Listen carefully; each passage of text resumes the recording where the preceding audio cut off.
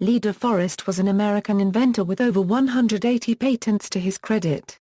He named himself the father of radio, with this famous quote, "I discovered an invisible empire of the air, intangible, yet solid as granite." In 1906 De Forest invented the Audion, the first triode vacuum tube and the first electrical device which could amplify a weak electrical signal and make it stronger.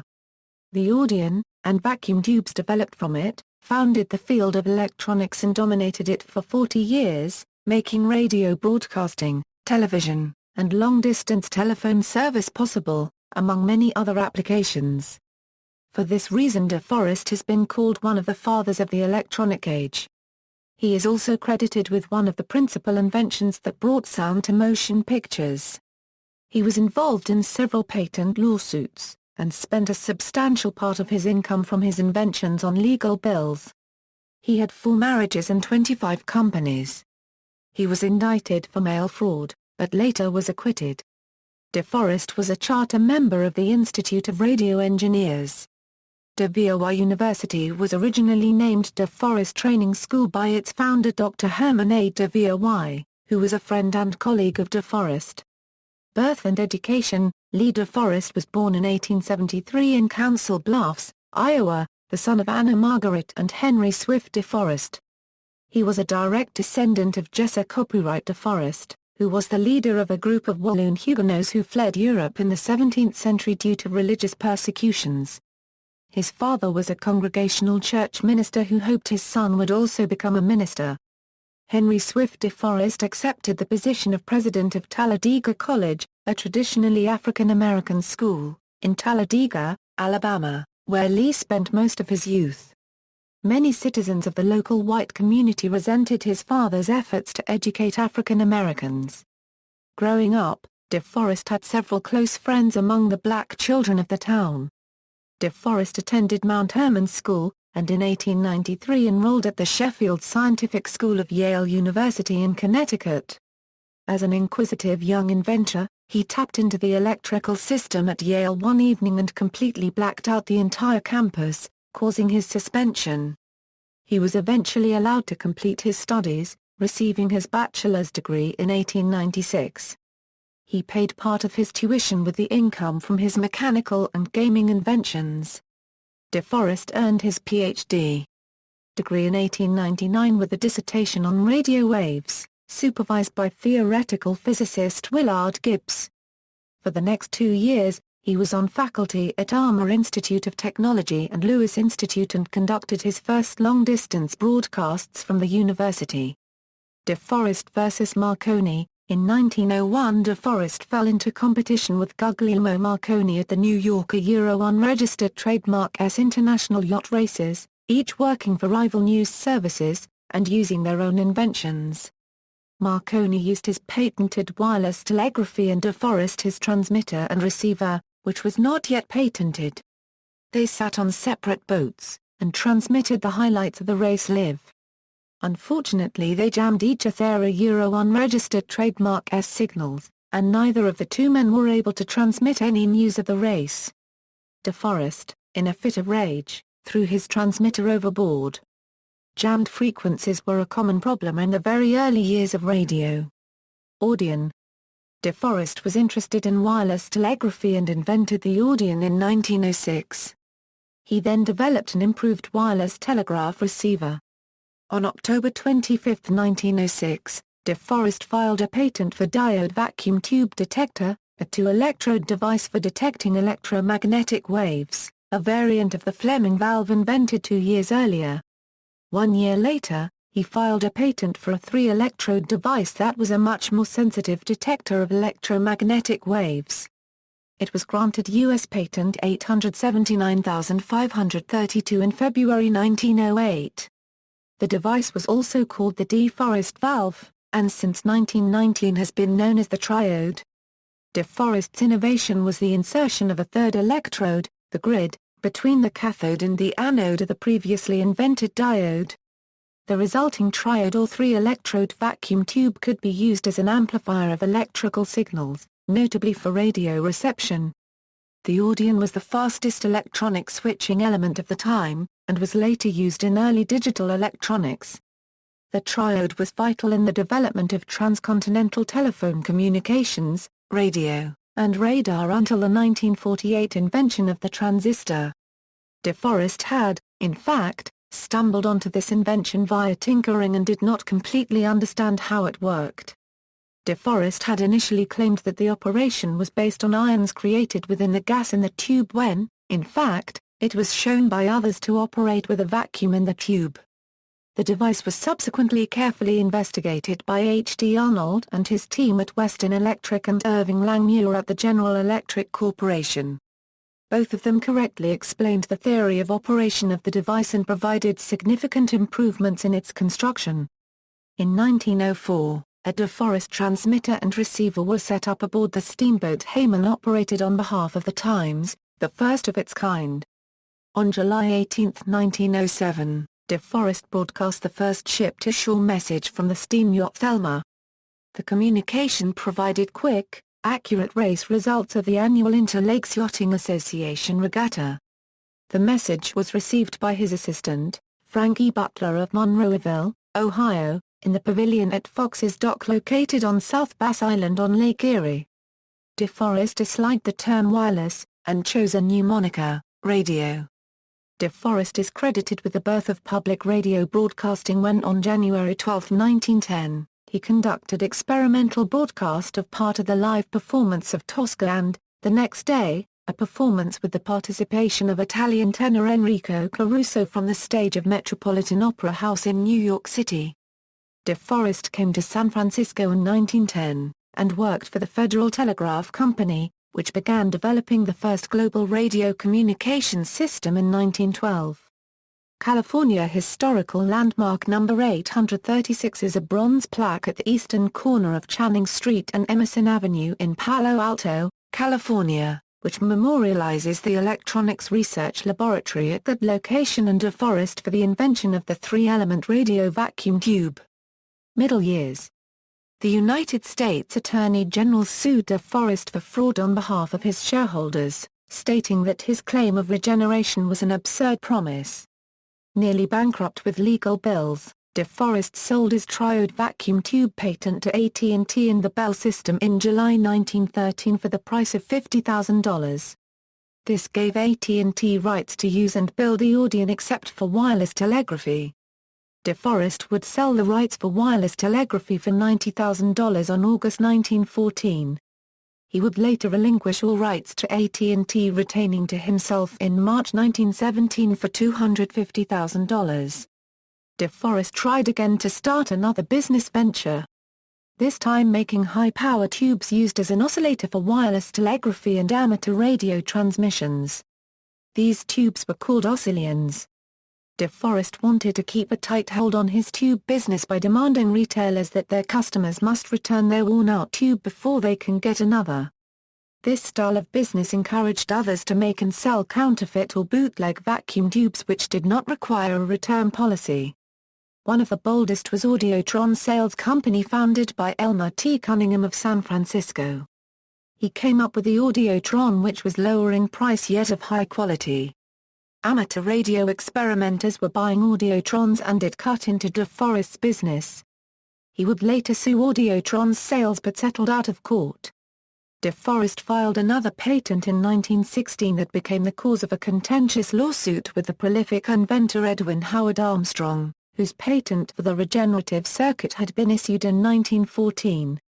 The lawsuit lasted 12 years, winding its way through the appeals process and ending up before the Supreme Court in 1926. The Supreme Court ruled in favor of De Forest, although the view of many historians is that the judgment was incorrect. Over time, radio history has credited Lee De Forest as the inventor of the three-element or triode vacuum tube and Edwin Armstrong as the inventor of radio. Armstrong in a sense showed De Forest how the Audion works and what it can be used for. Radio pioneer, in 1916, De Forest, from experimental radio station 2XG in New York City, broadcast the first radio advertisements and the first presidential election report by radio in November 1916 for Charles Evans Hughes and Woodrow Wilson. A few months later, De Forest moved his tube transmitter to High Bridge, Bronx. Like Charles Herold in San Jose, California, who had been broadcasting since 1909 with call letters FN, SJN, and then 6XF De Forest had a license from the Department of Commerce for an experimental radio station, but, like Herold, had to cease all broadcasting when the U.S. entered World War I in April 1917. From April 1920 to November 1921, De Forest broadcast from station 6XE at the California Theater at Market and 4th Streets in San Francisco. In late 1921, 6XE moved its transmitter to Ocean View Drive in the Rock Ridge section of Oakland, California, and became KZY. Just like Pittsburgh unregistered trademark SKDKA, 4 years later in November 1920, De Forest used the Hughes-Wilson presidential election returns for his broadcast. The New York American installed a private wire and bulletins were sent out every hour. About 2,000 listeners heard the Star-Spangled Banner and other anthems, songs, and hymns. De Forest went on to sponsor radio broadcasts of music, featuring opera star Enrico Caruso and many other events, but he received little financial backing. In April 1923, the De Forest Radio Telephone and Telegraph Company, which manufactured De Forest's Audions for commercial use, was sold to a coalition of automobile makers who expanded the company's factory to cope with rising demand for radios. The sale also bought the services of De Forest, who was focusing his attention on newer innovations. Phonofilm sound-on-film process. In 1919, De Forest filed the first patent on his sound-on-film process, which improved on the work of Finnish inventor Erik Tigerstedt and the German partnership Triode, and called it the De Forest phonofilm process. Phonofilm recorded sound directly onto film as parallel lines of variable shades of gray, and later became known as a variable density system as opposed to variable area systems such as RCA photophone. These lines photographically recorded electrical waveforms from a microphone, which were translated back into sound waves when the movie was projected. From October 1921 to September 1922, De Forest lived in Berlin, meeting the Triode developers and investigating other European sound film systems. He announced to the press in April 1922 that he would soon have a workable sound-on-film system. On March 12, 1923, De Forest presented a demonstration of phonofilm to the press. On April 12, 1923, De Forest gave a private demonstration of the process to electrical engineers at the Engineering Society Building's auditorium at 33 West 39th Street in New York City.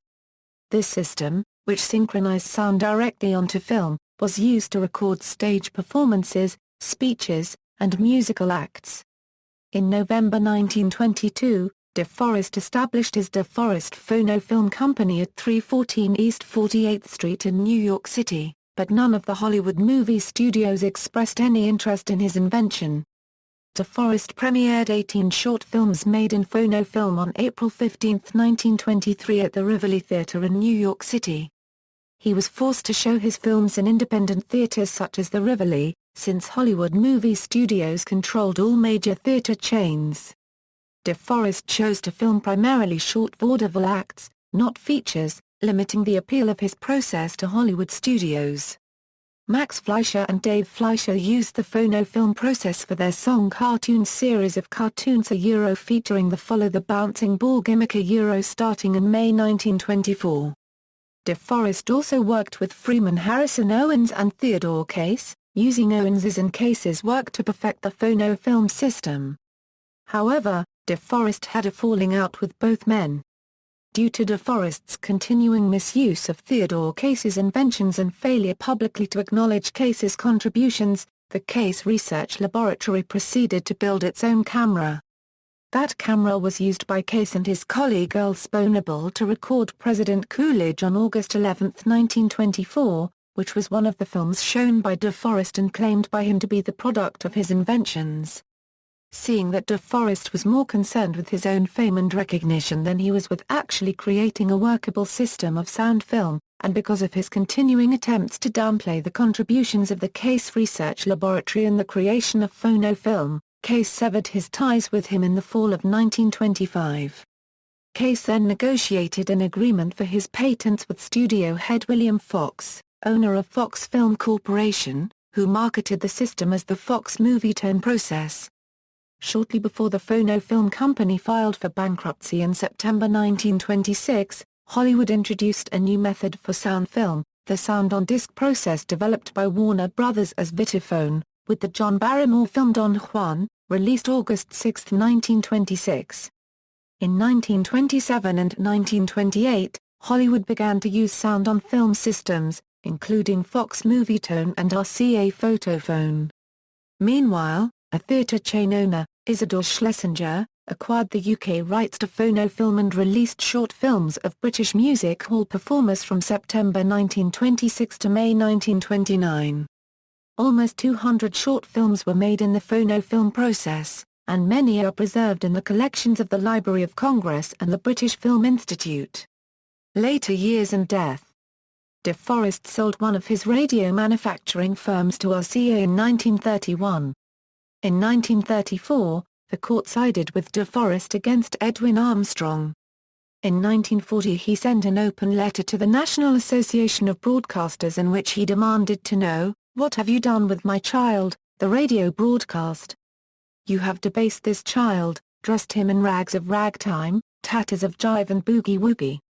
Also in 1940, De Forest and early TV engineer Alzheimer's Sanabria presented the concept of a primitive unmanned combat air vehicle using a television camera and a jam-resistant radio control in a Popular Mechanics issue.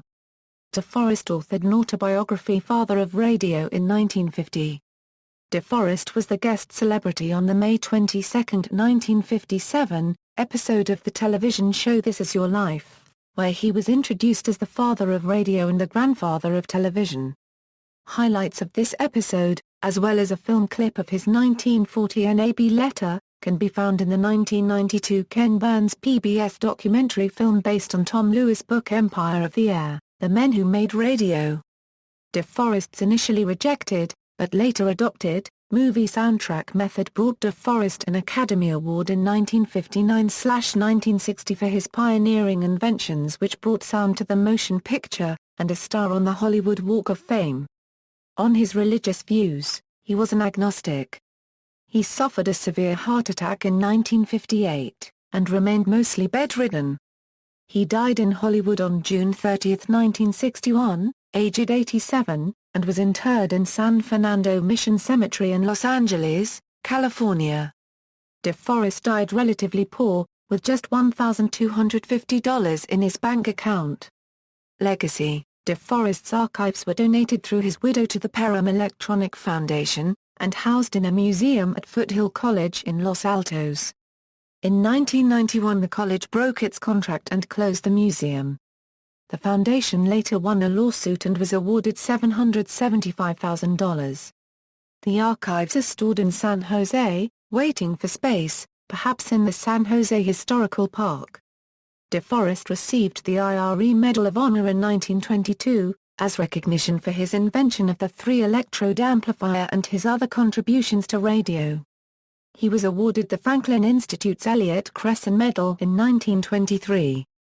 In 1946, he received the Edison Medal of the American Institute of Electrical Engineers for the profound technical and social consequences of the grid-controlled vacuum tube which he had introduced. An important annual medal awarded to engineers by the Institute of Electrical and Electronic Engineers is named the Lee De Forest Medal.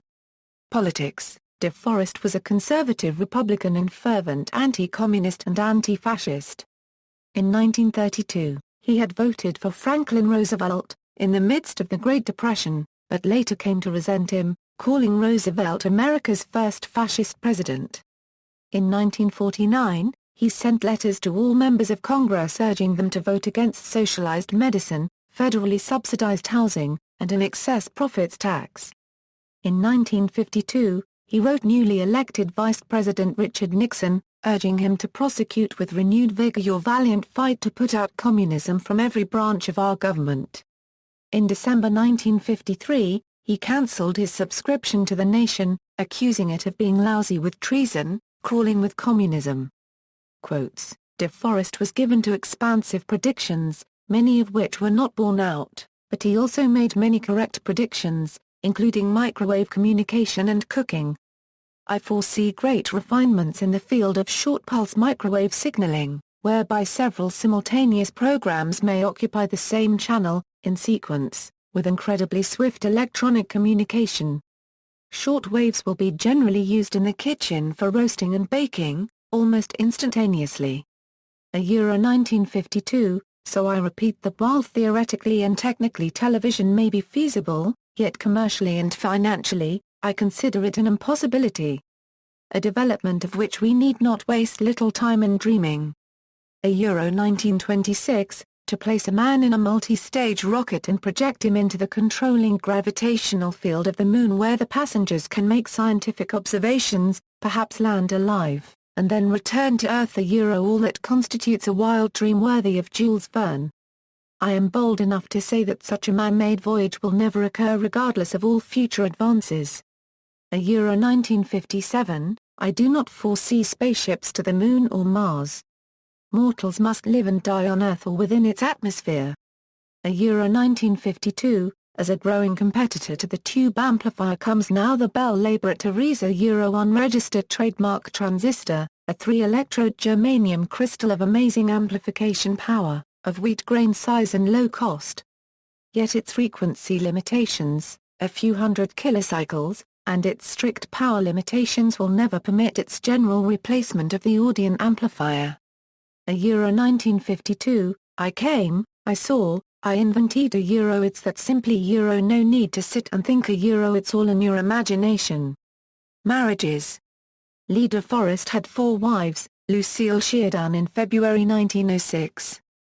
They divorced the same year they were married. Nora Stanton Bloch Barney in February 1907. They had a daughter, Harriet, but were divorced by 1911. Mary Mayo in December 1912.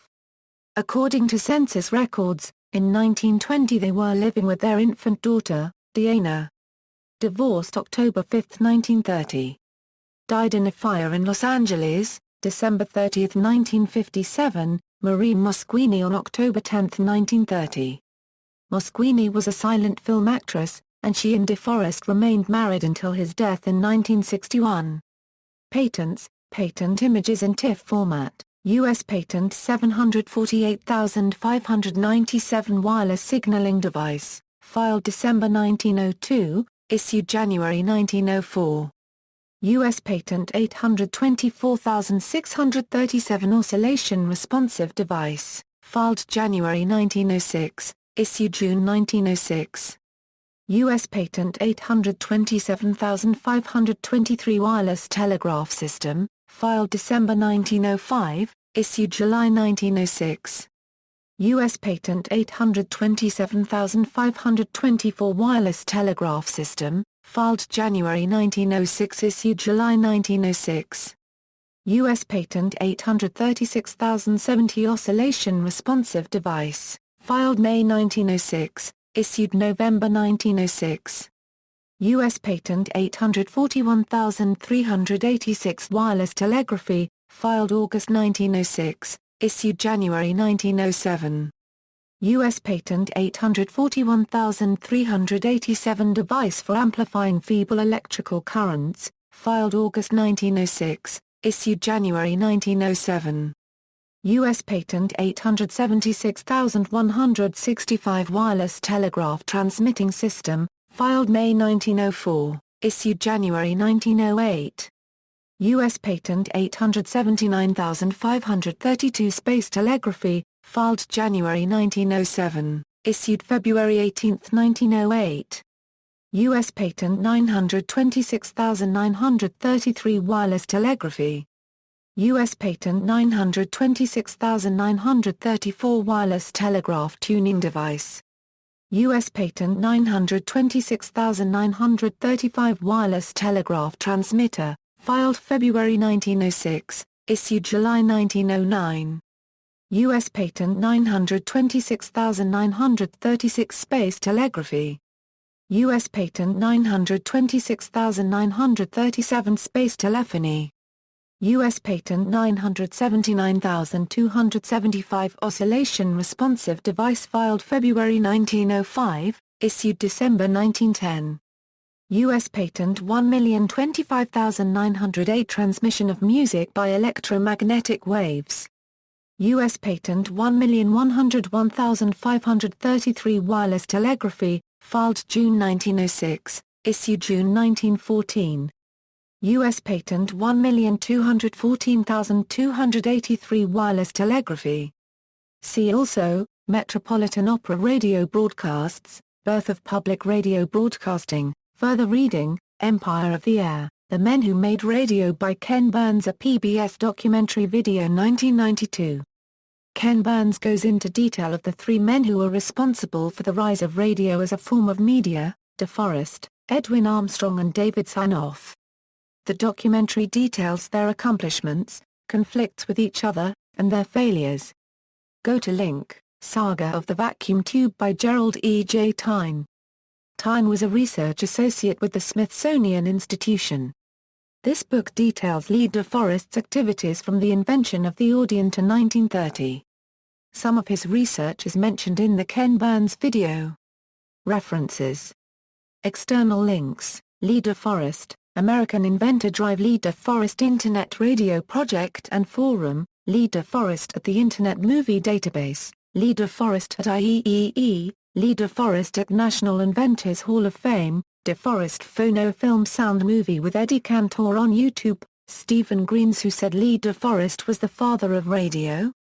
Ernst Katz's Lee DeForest, Cole, A.B., Practical Pointers on the Audion, Sales Manager DeForest Radio Telephone and Telephone Company, QST, March, 1916, pages 41–44, Hong, Suguk, A History of the Regeneration Circuit, From Invention to Patent Litigation University, Seoul, Korea, PBS, Monkeys. A Film on the Audion Operation, A DeForest, Lee. The Cyclopedia of American Biography. 1918. Adams, Mike, Lee DeForest and the Invention of Sound Movies, 1918–1926, The AWA Review.